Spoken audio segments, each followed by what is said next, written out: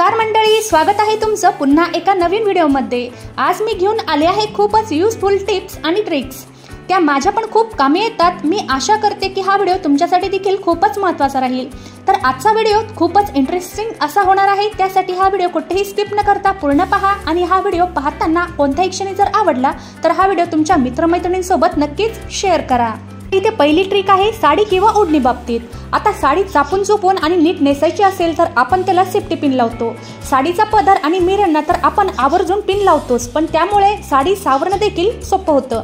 Silk किंवा organza अगदी कोणत्याही कापडाची साडी असेल आणि त्याला सेफ्टी पिन लावली की त्याला होल पडण्याची शक्यता असते, आणि सेफ्टी पिन लावतो त्यावेळी ती लावताना किंवा काढताना उडली जाते आणि तिथे साडीला किंवा ओढणीला होल पडलं जातं। पण असं होऊ नये यासाठी एक ट्रिक मी तुम्हाला सांगणार आहे। जी डुप्लिकेट ज्वेलरी यूज करतो, जे नेकलेस किंवा हार आपण जे वापरतो ते जर खराब झालेले असतील तर त्याच्यातली मोती घ्यायची आहेत आणि त्या मोतीमध्ये ही सेफ्टी पिन घालून तुम्ही ही सेफ्टी पिन अशा पद्धतीने यूज करू शकता, जेणेकरून साडीला आणि ओढणीला अजिबात होल पडून तो कपडा देखील फाटला जाणार नाही। तर तुमच्याकडे मोती वगैरे असं काही नसेल तर तुम्हाला दुसरा ऑप्शन देखील मी सांगते।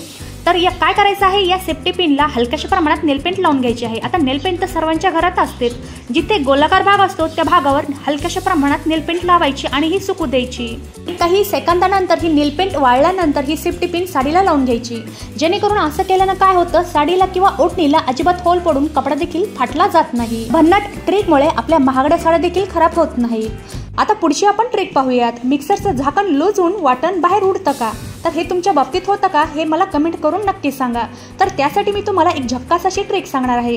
किचन मधला सर्वात महत्त्वाचं उपकरण म्हणजे मिक्सर। सततच्या वापरामुळे याचं झाकण लूज होतं। आता या झाकणाच्या भोवती असलेला रबरी पट्टा देखील सैल होतो, आणि हा रबरी पट्टा सैल झाला की बरेच पदार्थ वाटताना ते भांड्याच्या बाहेर उडून येतात। आयत्या वेळी कामाच्या गडबडीत बाजारात जाऊन ते झाकण किंवा रबर बदलून आणावा एवढा वेळ मात्र आपल्याकडे नसतो। अशा वेळी तुम्ही एखादा रबर बँड या झाकणाच्या भोवती गोलाकार आकारात अडकवून घ्यायचं, त्यामुळे मिक्सरचं झाकण भांड्यावर व्यवस्थित फिट बसतं आणि मिक्सर मधले पदार्थ वाटताना ते बाहेर अजिबात येत नाहीत। आजचा हा व्हिडिओ तुम्हाला आवडत असेल तर व्हिडिओला लाईक आणि जास्तीत जास्त शेअर करा, जेणेकरून मला प्रोत्साहन भेटेल। आता आपण पुढची ट्रिक पाहूयात। आपल्या घरामध्ये छोट्या छोट्या इतक्या साध्या गोष्टी असतात की त्याचे आपल्याला इतके मोठे फायदे होतात की ते आपल्याला माहिती देखील नसतात। आता आपण पुढची ट्रिक पाहूयात, ती आहे माचीस बॉक्स संबंधित। पावसाळ्याचे दिवस चालू आहेत। पावसाळ्यात काय होतं, हा माचीचा बॉक्स खराब होतो आणि आपण कितीही काडी ओढली तर ती काडी पेटली जात नाही। आता त्यावर मी तुम्हाला एक भन्नाट अशी ट्रिक सांगणार आहे। तर काय करायचं आहे, जे पॉन्ड्स पावडर आहे ते पावडर हलक्याशा प्रमाणात या माचीच्या आपण ज्या भागावर काडी ओढतो त्या भागावर टाकायचं आहे, आणि पावडर टाकल्यानंतर बोटाच्या सहाय्याने हलकंसं हे पावडर अशा पद्धतीने लावून घ्यायचं। पावडर लावल्यानंतर तुम्ही लगेच काडी ओढून पहा, काडी लवकर पेटली जाते। या पावडरचा उपयोग आपण फक्त चेहऱ्यासाठी करतो, अशा पद्धतीने या पावडरचा देखील तुम्ही इथे उपयोग करू शकता। आता पुढची ट्रिक आहे, ती आहे सुई दोऱ्यासाठी। तर सुईमध्ये दोरा ओवणं खूप सोपी गोष्ट आहे, पण ज्यांना डोळ्याचा त्रास आहे आणि ज्यांना थोडंसं कमी दिसतं त्यांच्यासाठी हे थोडंसं अवघड असतं। आजकाल काय झालेलं आहे, हल्लीच्या तरुणांना देखील बारीक सुईमध्ये दोरा ओवायला अडचण येते, त्यामुळे काय होतं, त्यांचा वेळ देखील जातो आणि त्यांची चिडचिड होते। तर असा प्रॉब्लेम तुमच्यासोबत होत असेल तर एखादी नेलपेंट घ्यायची आहे आणि दोऱ्याच्या पुढच्या टोकाला थोड्याशा प्रमाणात ही नेलपेंट लावायची। हा दोरा वाळल्यानंतर जो पुढचा भाग आहे तो कडक होतो, आणि कडक दोरा झाल्यामुळे तो लगेच सुईमध्ये दोरा ओवला जातो। भन्नाट अशी ट्रिक वापरल्यामुळे जास्त काही वेळ लागत नाही आणि आपली चिडचिड देखील होत नाही। आता आपण पुढची ट्रिक पाहूयात। आता बांगड्या तर सर्वांच्या घरात तर असतातच।